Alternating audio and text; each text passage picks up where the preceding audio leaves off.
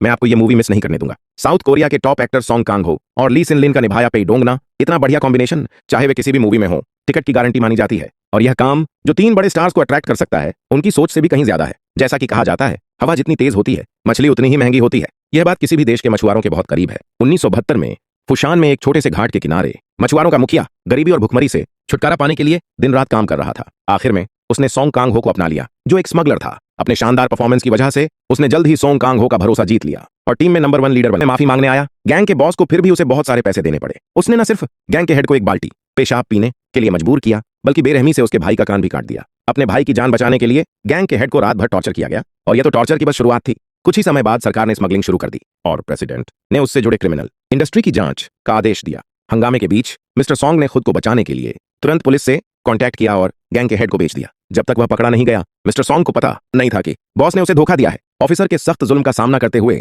अपने परिवार को बचाने के लिए उसने हमेशा अपना मुंह बंद रखा। जब तक उसकी पत्नी उससे मिलने जेल नहीं आई, उसे अपनी पत्नी से सच्चाई पता चली। वह मिस्टर सॉन्ग का बलि का बकरा बन गया। जब उसे सच्चाई पता चली तो मिस्टर सॉन्ग बिल्कुल भी खुश नहीं हुआ। वह न सिर्फ बदले के लिए गुस्से में था, बल्कि उसे दौलत की भी बहुत ज्यादा चाहत थी। तुम्हारा घर कहाँ है? मिस्टर सॉन्ग के इशारे पर उनकी पत्नी को जल्द ही जेल का वह लीडर मिल गया जिसे फायदे मिले थे। धमकी की याद दिलाने पर उन्हें मिस्टर सॉन्ग के साथ एक एग्रीमेंट करना पड़ा। कुछ ही समय बाद लीडर ने पोजीशन बदलने का इस्तेमाल करके मिस्टर सॉन्ग को, लेकिन जब वह सड़क पर जापानियों से मिला तो वह यह देखकर चौंक गया कि वह सामान ड्रग्स का एक बैच था। सड़क पर मौजूद कोरियाई लोग जानते थे कि मिस्टर सॉन्ग भी वहीं के गांव के रहने वाले हैं। उन्होंने उससे कुछ भी नहीं छिपाया और उसके साथ काम करने की पेशकश भी की। जापानी सामान को प्रोसेस करने के लिए साउथ कोरिया में एक प्रोसेसिंग प्लांट लगाने के बाद सामान को पानी के रास्ते जापान में स्मगल किया गया। 2 साल बाद मिस्टर सॉन्ग को दौलत और आजादी मिली। इस बड़े लालच की वजह से मिस्टर सॉन्ग सो नहीं पाए। अगले दिन वे एक दूसरे से बात करने लगे। उसने सबसे पहले मिनिस्टर कोई को ढूंढा, जिसे स्मगलिंग केस की वजह से निकाल दिया गया था, और बदला लेने के लिए बहुत सारा पैसा खर्च कर दिया। मिनिस्टर कोई लालच बर्दाश्त नहीं कर सके,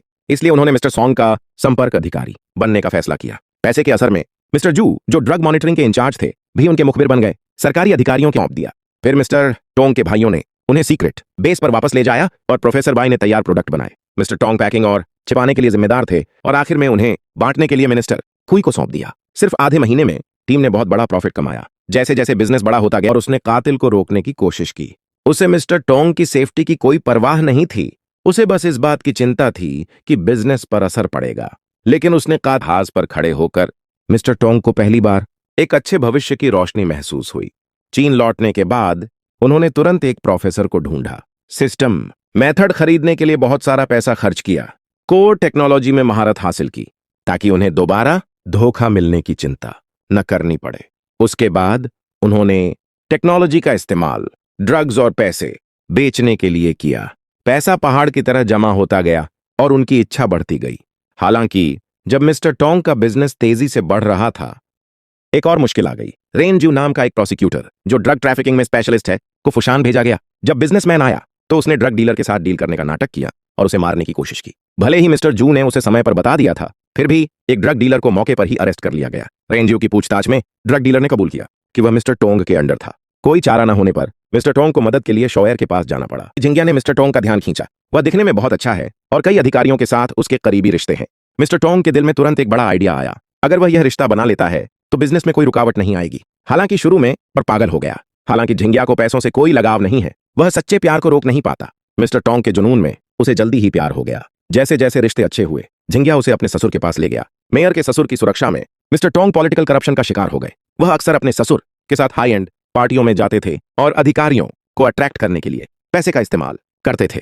रिसोर्स का एक बड़ा नेटवर्क होने के बाद उन्होंने अपनी पहचान छिपाना शुरू कर दिया। वह एक पब्लिक वेलफेयर एम्बेसडर के तौर पर एक्टिविटीज में शामिल हुए। गरीबों को दिलासा देने के लिए गांव के इलाकों में गए और खुद प्रेसिडेंट से एक मेडल भी लिया। एकदम सही पैकेजिंग में अपनी पहचान के असर में उनका ड्रग्स का बिजनेस और भी पॉपुलर होता गया।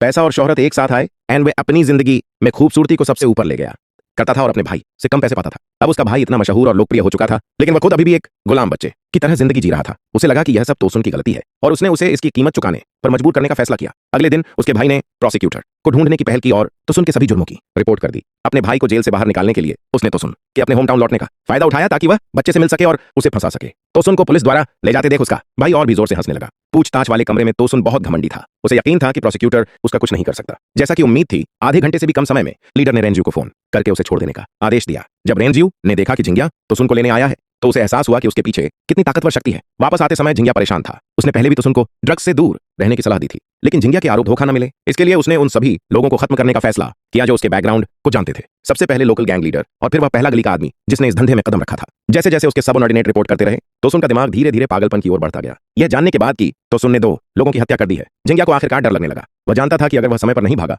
तो अगला शिकार वही होगा। अपने जानने वाले सभी लोगों के मारे जाने के बाद तोसुन को लगने लगा कि अब कोई उसे हरा नहीं सकता। उसकी ख्वाहिशें उसकी ताकत से बहुत बड़ी थीं। हालांकि उसे अंदाजा नहीं था कि एक राजनीतिक संकट उसे रसातल में धकेल देगा। कुछ ही समय बाद मौजूदा राष्ट्रपति की उसके विरोधी ने हत्या कर दी। पूरी राजनीतिक दुनिया में उथल पुथल मच गई और इससे साफ पता चल गया कि तोसुन का कनेक्शन नेटवर्क ढहने वाला है। उसकी सारी कोशिशें बेकार हो गईं। उसने एक सीनियर अधिकारी को फोन किया जिसका इस मामले से कोई लेना देना नहीं था, लेकिन किसी ने जवाब नहीं दिया। जजों के लिए भी खुद को बचाना मुश्किल हो गया था। लोकल गैंग का लीडर तोसुन गुस्से में पागल हो गया और अचानक उसकी सारी ताकत, सारी शान खत्म हो गई। तोसुन की आंखें खाली हो चुकी थीं। उसने खुद को एक सेल्फ मेड डिसइंफेक्टेंट का इंजेक्शन लगाया। वह बस अपने सामने खड़े भय से बचना चाहता था। हालांकि उसके पास पैसे आता था, लेकिन अब हर कोई उससे नफरत करता था। मैं भूखा मर जाऊंगा, इसलिए किसी और चीज के बारे में मत सोचो और मेरे पास आओ, मेरे पास आओ। ओह शिट, अगर तुमने मुझे धोखा दिया तो मैं तुम्हें मार डालूंगा।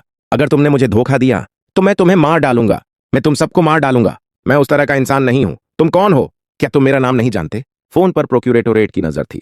तोसुन की लोकेशन जल्द ही पता चल गई क्योंकि उसके जीव समय पर पहुंच गया। लेकिन तोसुन अब आजाद नहीं था। रेंजियो के मुंह से उसे पता चला कि उसने अपनी ड्रग तस्करी के लिए कितने बेगुनाह लोगों को मारा था। शायद वह अपनी अंतरात्मा के प्रति वफादार था, या वह अंतरात्मा की सजा बहुत सारे अधिकारियों पर गाज गिरी। समाज ने न सिर्फ उसकी बुराई की बल्कि कानून ने भी उसे सजा दी। हालांकि तोसुन को सिर्फ 15 साल जेल की सजा हुई, लेकिन उसने अनगिनत लोगों को जो नुकसान पहुंचाया वह कभी मिट नहीं सकता। अगर वह आराम से बाजार में मछली बेच पाता तो शायद उसका परिवार आज भी खुश होता।